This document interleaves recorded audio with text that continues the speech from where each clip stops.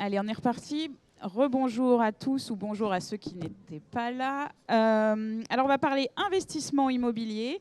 J'ai le plaisir d'accueillir Guy Marty, le fondateur de pierrepapier.fr, Jean-Marc Colly, là-bas tout au fond, président de l'Association française des sociétés de placement immobilier, et Thomas Péné. Bienvenue, vous êtes le cofondateur de Tantième. Tantième, c'est de l'immobilier fractionné. Il va nous raconter ce que c'est exactement. Alors, on va poser le débat. Bon, on sait que 2023 va être une année un peu particulière, à marquer d'une pierre blanche. Si vous deviez définir un petit peu l'état du marché immobilier aujourd'hui, en quelques mots, ce serait quoi? Jean-Marc. Eh ouais.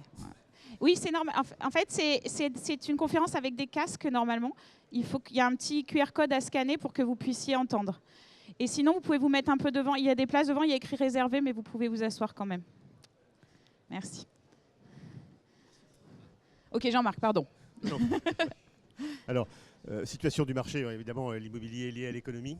Donc, il y a bien prêt. Encore plus près. Ouais, et bien fort. Voilà, donc lié à l'économie. Donc évidemment, tous les mécanismes économiques que l'on voit ont une influence sur l'immobilier. Le premier, pour aller vite, c'est la hausse des taux brutale, qui est une cause d'ajustement des valeurs de l'immobilier assez sévère. À l'étranger, beaucoup, aux Pays-Bas, en Allemagne, mais aussi en France. Oui, c'est pas que chez nous. C'est ouais. D'abord, on a tous longtemps cru que c'était plutôt chez les autres et jamais chez nous. Mais bon, ça a fini par arriver. Voilà. Donc ça, c'est la première donc un ajustement des valeurs immobilières et puis une valeur des parts des produits collectifs qui sont gérés. Deuxième effet, c'est l'inflation. Alors celui-là, il est plutôt positif puisque nos loyers sont indexés. Alors, on n'arrive pas toujours à passer l'indexation dans la situation économique qui est parfois un peu compliquée, mais en tout cas, ça soutient les loyers, ça soutient les distributions. Donc, pour des gens qui viennent chercher dans un produit immobilier plutôt de la distribution et des revenus, ce mécanisme inflationniste et sa retranscription dans les loyers est plutôt une bonne chose. Donc, un peu de problème sur les valeurs. Pas du tout de problème sur les revenus. Dernier point, c'est la liquidité. Quand on est investir sur des produits immobiliers, on est content d'y rentrer, mais on est aussi content d'en sortir. Et parfois, on veut en sortir plus vite, surtout quand on annonce longtemps à l'avance que les prix vont baisser. Donc, c'est ce qui se passe aujourd'hui. Beaucoup de gens veulent sortir des produits immobiliers.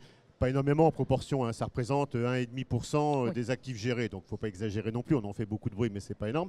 Et il faut le temps que les gérants fassent la liquidité des actifs pour pouvoir faire la liquidité des gens. Voilà, c'est la situation dans laquelle nous sommes aujourd'hui et il est évident qu'à partir du moment où on aura ajusté les prix des parts ou les prix des véhicules au niveau de ce qu'est le marché, il n'y aura plus d'intérêt à sortir et on reviendra tout à l'heure sans doute sur les opportunités du marché et on retrouvera les opportunités. Donc un peu de problème sur les valeurs, pas de problème sur les revenus et puis être patient en liquidité mais 1% de parts en attente, c'est pas grand-chose. Pour l'instant, pas d'affolement. Thomas, votre vision du marché?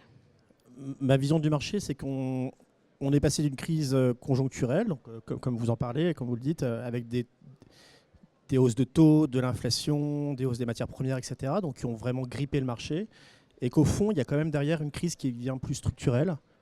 Structurelle parce qu'il se passe... il y a des contraintes supplémentaires qui sont ajoutées avec l'ESG, ce qui est très bien, mais qui vient, on parle de degré tertiaire, de ZAN, de DPE, donc on a beaucoup de choses qui viennent gripper le marché immobilier. La deuxième chose, c'est qu'on a un marché du neuf aujourd'hui qui est quand même complètement à l'arrêt, enfin du moins qui a perdu quasiment 50% en un an, et donc ça va avoir des conséquences quand même de long terme assez importantes. Et puis la troisième chose, c'est qu'on a un immobilier aussi qui, à mon sens, est en train de muter plus largement, avec des nouveaux usages. On le voit par exemple en Ile-de-France, on a 20% de bureaux en trop. On sait que demain, on va devoir, et à contrario, on manque de logements résidentiels. Donc on a un marché qui va devoir évoluer. Il y a aujourd'hui une difficulté très forte, et je pense que Guy, tu le diras aussi, conjoncturelle, mais structurellement, c'est également compliqué. Alors Guy, voilà, la parole est transmise. Bon, le marché immobilier est malheureux aujourd'hui parce que curieusement, c'est le seul à souffrir. On nous a dit que les taux, en remontant, allaient faire baisser tous les actifs. Et en fait, il n'y a que l'immobilier qui ne va pas. C'est-à-dire que la bourse va bien. Mettez bien près du... Ah, pardon. Ouais. Est-ce que vous m'entendez là? Oui, c'est bien. D'accord. Je vais essayer de manger le micro. Oui, l'immobilier est malheureux parce que c'est le seul aujourd'hui à souffrir. On prend les placements court terme. Les taux montent, donc ils sont plus rémunérateurs. Et la bourse, elle va bien. Alors, on peut se demander pourquoi la bourse va bien. Parce que normalement, quand les taux montent, les actions baissent. Normal. Sauf que là, on est dans une période de campagne électorale américaine et on n'a jamais vu la bourse vraiment baisser dans l'année qui précède l'élection présidentielle aux États-Unis. Donc voilà, on est tout seul à aller mal.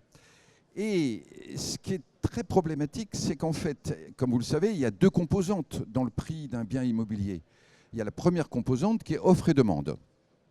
Bon, là-dessus, en France, que ce soit le logement, je parlais d'abord logement, hein, on n'est pas malheureux parce qu'il y a vraiment une pression à la demande, même s'il y a beaucoup de changements disons, de priorité sur les lieux, etc. Mais il y a une deuxième composante qui est la valeur d'actif, donc qui a à voir avec les taux. C'est-à-dire que d'un côté, globalement, les valeurs immobilières doivent baisser, exactement comme la bourse baissera un jour, mais de l'autre, localement, il y a des grandes variations d'offres et demandées. Alors pour l'immobilier d'entreprise, il y a, je dirais, une difficulté de plus, c'est le grand changement des usages qui fait évidemment que certains biens qui étaient très très très demandés il y a encore quelques années le sont moins aujourd'hui. Je pense par exemple au bureau. D'autres, on le vend en poupe, mais avec des changements structurels importants. Si je prends la logistique par exemple, on sait que les entrepôts, il y avait un grand axe nord-sud. Maintenant, c'est plutôt est-ouest. Donc, tout bouge. Tout bouge. L'immobilier s'adapte, il reste vivant, mais pour l'instant dans une période turbulente, et lui aussi est turbulent. Voilà. Alors, vous parlez tous les trois de changement de comportement du consommateur. Thomas, je crois que vous aviez fait une étude ou vu... Non, c'est Intiem a fait une étude justement sur ces changements. C'était quoi les grands enseignements? Ça veut dire quoi le consommateur change? Il change forcément dans un contexte comme celui-ci. Mais... Alors oui, en effet, on a réalisé une étude sur les investisseurs avec Tantiem il y a maintenant 1 an. Et puis il y a d'autres études qui sont sorties très récemment, commanditées par l'AMF, pour l'OCDE, avec le comportement des nouveaux investisseurs. Et ce qui est intéressant, c'est que, premier point, déjà, l'investissement en immobilier reste le placement préféré des Français. Ce qui est quand même plutôt une bonne chose pour nous tous. Le deuxième point, c'est que, en fait, on a vu avec le Covid beaucoup de comportements de consommateurs évoluer. C'est ça qui est assez intéressant, c'est qu'on a beaucoup de jeunes investisseurs qui sont arrivés sur le marché depuis maintenant 3 ans. Des investisseurs qui sont beaucoup plus enclins à prendre des risques. Ces investisseurs, pour la moitié d'entre eux, aujourd'hui, sont investis par exemple en crypto, ce qui n'était pas un comportement des autres investisseurs. On a des gens qui déclarent, pour près de 3/4 d'entre eux, souhaiter gagner beaucoup d'argent rapidement. Donc on est dans une logique de l'investissement qui n'est pas exactement la même que celle qu'on a connue jusqu'à présent. Des gens donc assez jeunes, qui n'ont jamais connu de crise immobilière. Donc on se retrouve, je pense, à un moment où on a des personnes qui vont souhaiter plus fortement que dans le passé diversifier leurs risques et aller sur de nouveaux produits d'investissement. Donc, je parlerai tout à l'heure d'immobilier fractionné, mais il y a toutes sortes de nouveaux produits d'investissement qui apparaissent et qui permettent justement de faire face à cette crise immobilière qu'on connaît. Jean-Marc, est-ce qu'il y a une... Alors, vous aviez l'air de dire que non, mais est-ce qu'il y a quand même... est-ce que les chiffres montrent des conséquences concrètes sur les fonds classiques que sont les SCPI, les SCI, etc. Oui, alors, bien sûr, il y a une traduction dans les chiffres de ce que j'exposais tout à l'heure. Ajustement des valeurs, fin 2022, globalement, je ne traite pas de cas particuliers, parce qu'il y a une grande diversité dans les fonds. Déjà. Fin 2022, il y avait 3-4% en moins de valeur sur les patrimoines immobiliers.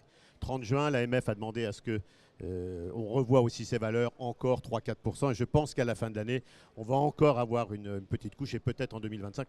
Ce qu'on peut donner comme élément de comparaison, c'est quand même ce qui se passe dans les pays voisins, parce qu'on n'est pas tout seul, encore une fois. Le nuage de Tchernobyl ne passe pas à côté de la France. Donc, moins 15, moins 20% aux Pays-Bas, en Allemagne. Alors, je ne parle pas du UK où c'est plutôt moins 30, mais voilà, c'est un ordre de grandeur des ajustements dont il faut s'attendre, qu'on peut imaginer en France. Avec bien sûr un particularisme selon les types d'actifs. Guy le disait très justement, il y a des actifs qui ne sont pas touchés. Oui. Vous prenez la santé, vous prenez le vieillissement, on prend l'hôtellerie, le logement. C'est des secteurs qui résistent et qui résistent à cette érosion des valeurs. Il faut dire que pour l'hôtellerie, elle avait été largement touchée pendant la période Covid. Donc c'est plutôt un rattrapage. Donc il ne faut pas se garder de globaliser, mais on a une traduction très claire dans les chiffres des ajustements de valeurs.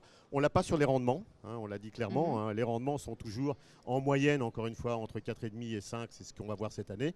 Et puis, plus les prix vont s'ajuster, si les loyers continuent à augmenter, plus le rendement apparent, et c'est là le mécanisme d'opportunité, va devenir important. Bon, bien sûr, parce que les loyers augmentent, mais aussi parce que les prix baissent. Et puis, dernier point, c'est la liquidité. Oui, je le disais, un peu plus d'1 milliard de parts en attente sur les produits en unité de compte, la même chose sur les CPI et les EPCI. Voilà, c'est 1% de la capitalisation, ça va se régler au fur et à mesure des ventes. C'est ça la réalité des chiffres du marché. Sur les produits vieux, comme dirait mon voisin, mais qui sont... c'est pas dramatique. Il faut Oui, juste... c'est ça. Vous n'avez pas l'air inquiets tous les trois. Finalement, est-ce que c'est juste un retour à la normale en fait? Je pense que c'est un retour à la normale. Ouais, c'est ça, c'est qu'on a vécu des choses tellement... on a eu de l'argent gratuit pendant 15 ans. Enfin, là, on va pas forcément être d'accord, mais on avait des produits qui se vendaient. Je le vois, moi, des produits qui se vendaient en 24 heures. Les acheteurs ne regardaient même pas les diligences. Aujourd'hui, on est à nouveau sur quelque chose qui me semble être un peu plus sain. À nouveau, on est dans une crise qui est lourde. Je pense que tu vas dire ça, Guy, mais dans une certaine mesure, je pense que on retourne sur des fondamentaux qui sont un peu plus sains. Alors bon, moi, il n'y a pas de normal. Ça n'existe pas le normal. C'est comme dans le climat.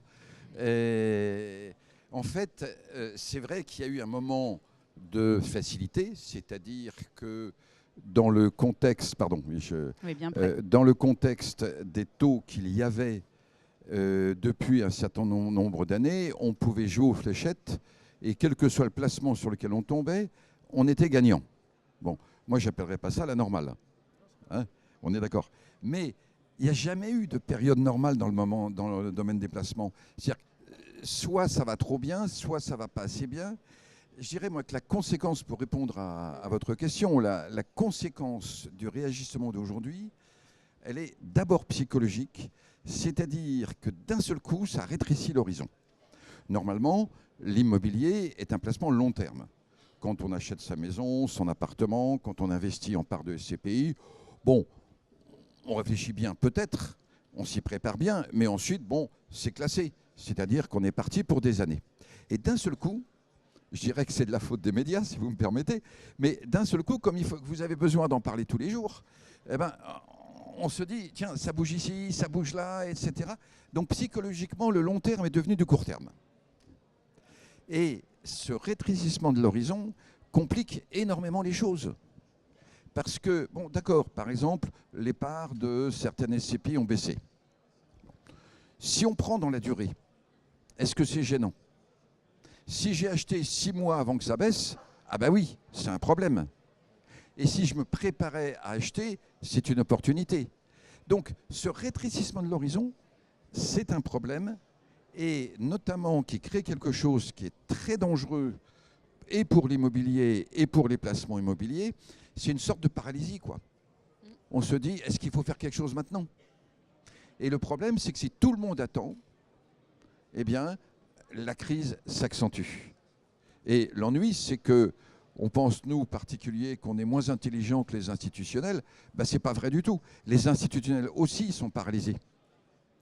Donc, moi, je dirais que c'est ça la conséquence essentielle du réajustement. Elle est d'abord psychologique, c'est-à-dire qu'il faut qu'on digère un peu ce qui est en train de se passer, le changement de monde, parce que c'est sûr que ça change. On est en train de détricoter la mondialisation, on est en train d'aller vers des taux d'intérêt plus normaux historiquement, vers une inflation également plus normale historiquement. Bon, bah, il faut le temps de s'y habituer. Ouais. Bon, alors, dans un marché comme celui-ci, on peut quand même essayer d'éviter la paralysie. Et c'est quoi les opportunités qui peuvent se présenter? Voilà, quand, vous le disiez, il y a un rétrécissement de l'horizon, mais il y a quand même des choses à faire. Dans l'ordre, on fait Jean-Marc d'abord? Allez. Alors, les opportunités. C'est un peu le thème de la table ronde. Voilà. Qu'est-ce que je peux faire? On a posé le constat. Maintenant, qu'est-ce que je peux faire, moi, en tant qu'investisseur? Alors, l'opportunité, c'est la force de l'immobilier, c'est sa prévisibilité, qui est parfois un inconvénient. On sait quasiment depuis mi-2022 que les prix doivent s'ajuster, mais on sait aussi qu'à partir de 2024, normalement, si les taux ou stabilisent ou commencent à redescendre, ça devrait repartir dans le bon sens. Donc, si on cherche un point d'entrée bas dans un marché, comme beaucoup d'investisseurs, indéniablement, le point bas de l'immobilier qu'on va atteindre en 2024 ou tout 2025, c'est une vraie fenêtre d'opportunité qui va permettre aux gens de dire j'investis à un prix de l'immobilier qui est un prix qui me laisse supposer qu'il y aura des revalorisations ou un rattrapage dans le temps. Au même moment, les loyers étant plutôt bien orientés, je vais avoir un rendement qui aura une prime de risque par rapport au taux long autour de 200 points de base, qui est la prime normale de marché. Donc non seulement j'ai une perspective de valorisation, mais j'ai aussi un rendement qui est à la hauteur de ce que je veux. Et bien évidemment, quand il y a des acheteurs, il n'y a plus de problème de liquidité, donc, et le marché continue à se réalimenter. Encore une fois, je ne veux pas exagérer le problème de liquidité puisqu'il est relativement faible, mais voilà, c'est ça l'opportunité. Et puis, il y aura d'autres opportunités, parce que ce n'est pas les seules. Le marché immobilier fonctionne bien que quand il a une utilité, quand les investissements qu'on réalise ont une utilité sociale. Ce qui fait qu'il y a des secteurs qui sont déjà repartis. On en parlait tout à l'heure. Investissez sur la santé, investissez sur le logement, investissez sur la vieillesse, investissez sur l'hôtellerie. Donc il faut aussi, et c'est ça la force de l'immobilier aujourd'hui, il s'est énormément diversifié. Il y a une dizaine d'années ou une quinzaine d'années, on avait des SCPI grosses, énormes, diversifiées.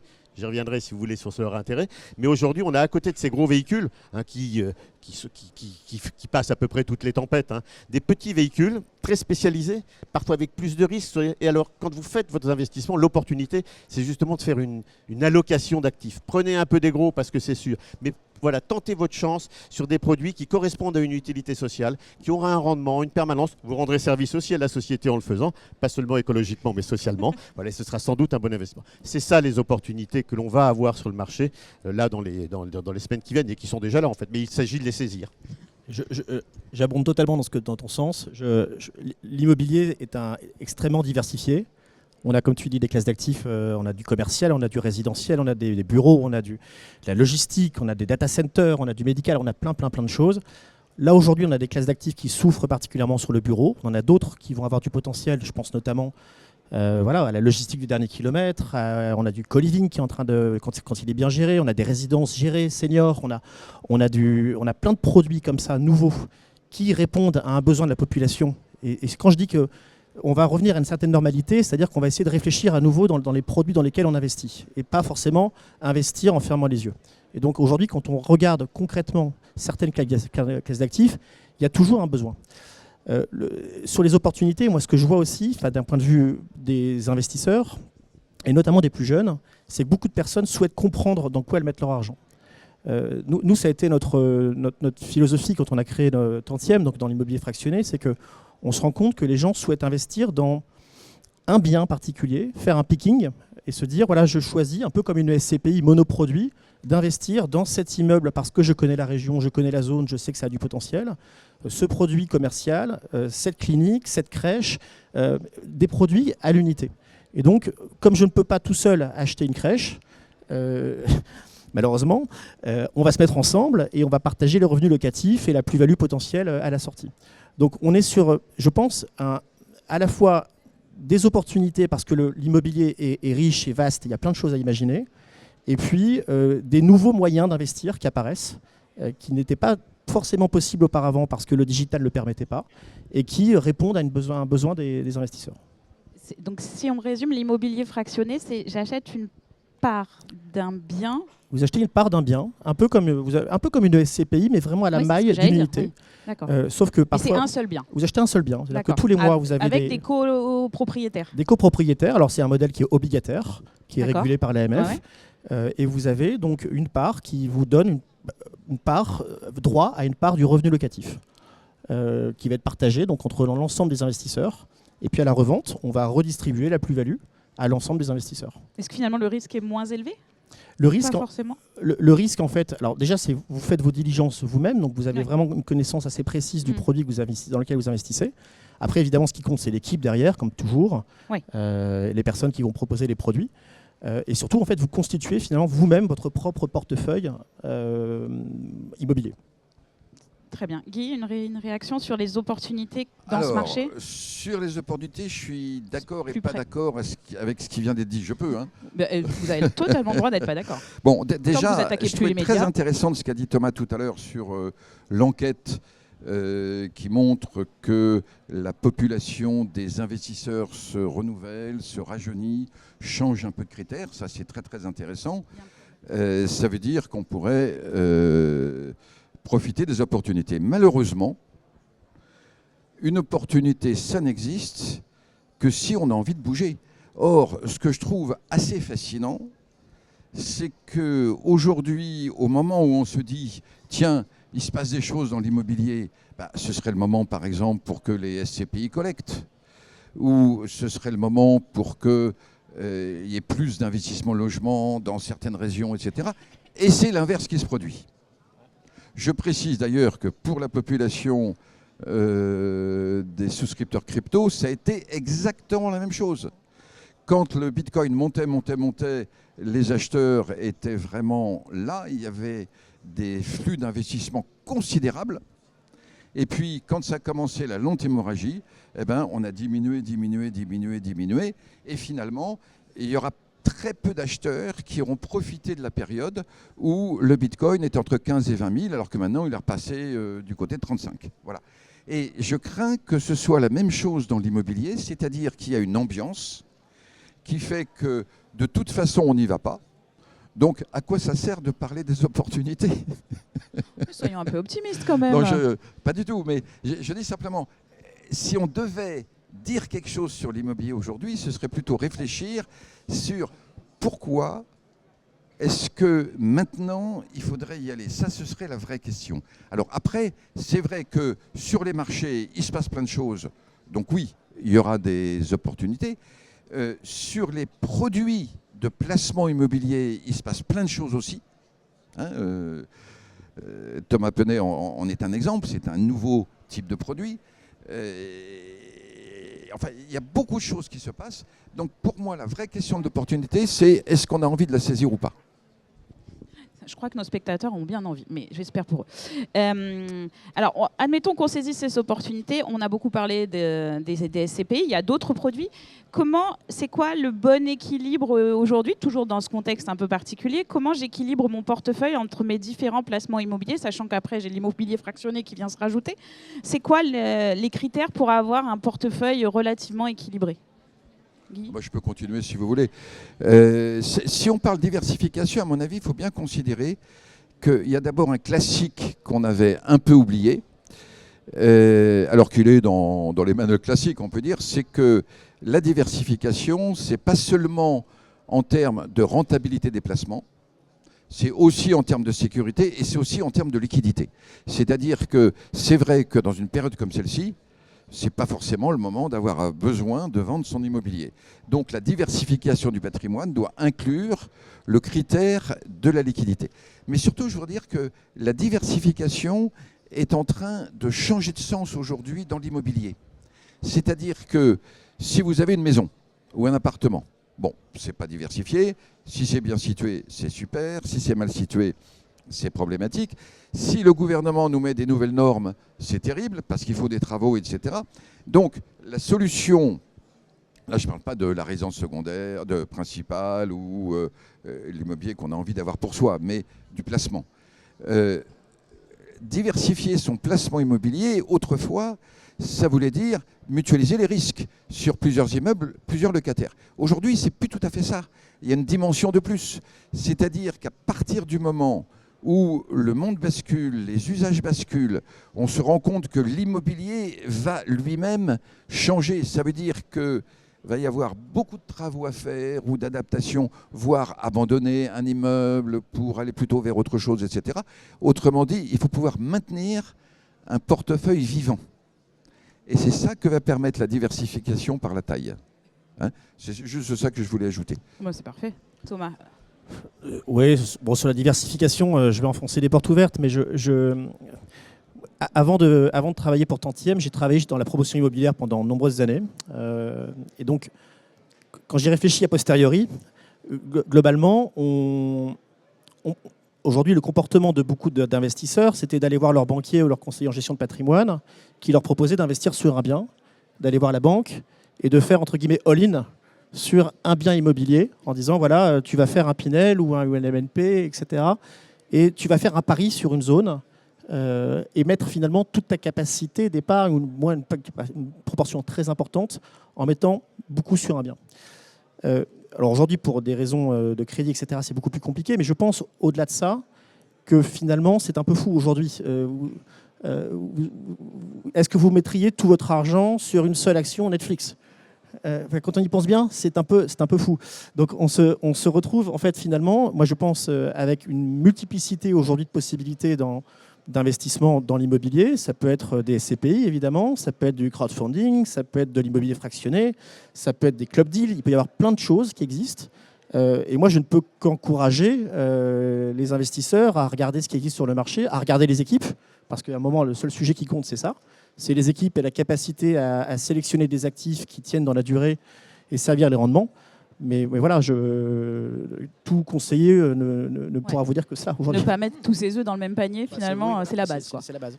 Jean-Marc, un mot Oui, un mot rapide, je ne vais pas redire ça. Diversification, c'est la clé. Donc, on avait l'habitude de diversifier les investissements dans des gros produits d'investissement. Le client achetait un produit, mais lui était diversifié. Il avait du bureau, du logement, voilà. Ça existe toujours.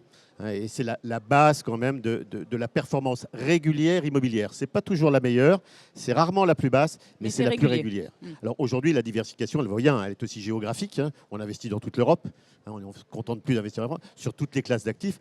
Et c'est ça l'élément français. Mais on n'est pas obligé de le concevoir son investissement en achetant que ce type de produit-là. On peut aussi avoir ses convictions. Je veux faire de l'immobilier fractionné, je veux plutôt être sur la santé, je veux plutôt être sur l'hôtellerie. Enfin, avoir son allocation d'actifs soi-même, d'accord, réalisée sur des produits qui eux-mêmes sont diversifiés. Alors souvent on a besoin de conseils, je trouve qu'on parle peu de la dimension de conseil qui est quand même essentielle. On ne peut pas non plus, son banquier est un bon conseil, son assureur, son conseiller en gestion de patrimoine. Un petit peu. Voilà. Ou alors il faut lire, prendre le temps de lire et de regarder ce qu'il faudrait faire. Voilà. Avec J'en profite. Lire, investir ou les échos, voilà.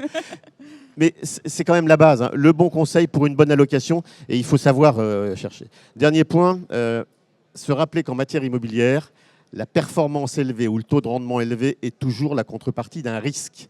Et je trouve qu'on ne le rappelle pas assez. Nous sommes tous capables d'investir à 11% dans des zones géographiques, mais soit l'immeuble aura un problème, soit le locataire sera difficile, soit la zone sera compliquée. Donc, s'il vous plaît, ne cédez pas aux seules sirènes qui consistent à dire c'est le rendement et on a le meilleur. Parce que ceux qui investissent, bien sûr, le font sans doute très bien.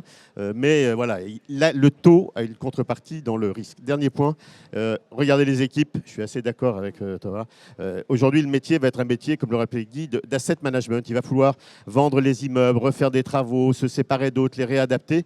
C'est plus seulement l'investisseur, hein, c'est plus le rentier qui investit et qui attend 20 ans de prendre ses revenus. Non, c'est un métier actif. Et là encore, les équipes des gens à qui vous confiez votre argent sont essentielles. Donc diversifiez, ne cédez pas aux sirènes uniques de la performance et regardez les équipes, ça me paraît être la bonne chose. Que de bons conseils. Allez, on fait vite pour terminer un petit mot de conclusion. Comment vous imaginez l'avenir pour ces produits, pour le marché, comment on peut imaginer les prochaines années? Jean-Marc, rapidement. Alors, il va se passer en immobilier, mais je parle de l'année proche, 2025. Une chose qui s'est passée sur tous les autres produits financiers, c'est leur ouverture. En France, les Français achètent des produits français. En Allemagne, ils achètent des produits allemands. Aux Pays-Bas, ils achètent et au UK, avec des produits. Ouais. C'est fini. C'est fini. L'Europe a décidé, à juste raison, après une tentative un peu malheureuse autour de 2016-2017, de créer une réglementation qui va rendre ces produits vendable à tous les particuliers dans toute l'Europe. Je vais pouvoir investir dans l'immobilier en Allemagne. Voilà, vous pourrez investir dans des produits proposés par des sociétés de gestion allemandes qui seront peut-être plus performantes, des anglo-saxons qui viendront vous proposer des produits. Donc, des techniques de gestion, des styles de gestion, des équipes différentes, et dans toute l'Europe. Alors, ce qui va donner quand même une profondeur à ce marché qui est assez exceptionnelle. On parlait de liquidité tout à l'heure.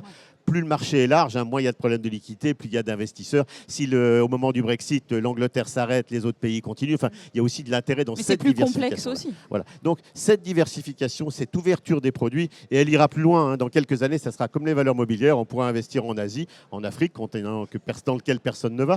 Voilà. Mais donc, c'est ça, la première chose, c'est l'ouverture des produits. Après, il y a l'ouverture de nouveaux secteurs. On commence à revenir des choses. J'étais très intéressé tout à l'heure, il y avait quelqu'un qui faisait des produits viticoles là, dans la salle. Voilà. L'agricole, on commence à avoir des propositions de loi pour venir soutenir le monde, agricole. Il va bien falloir faire quelque chose pour le logement. Il va bien falloir.